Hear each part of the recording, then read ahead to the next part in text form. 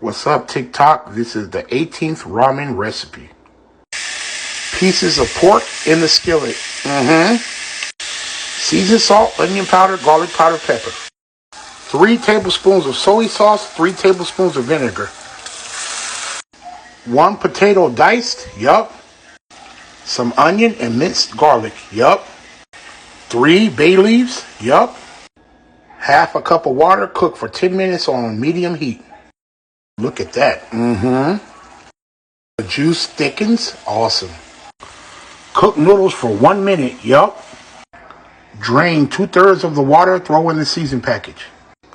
Put in noodles. Green onions, drop it. Oh yeah.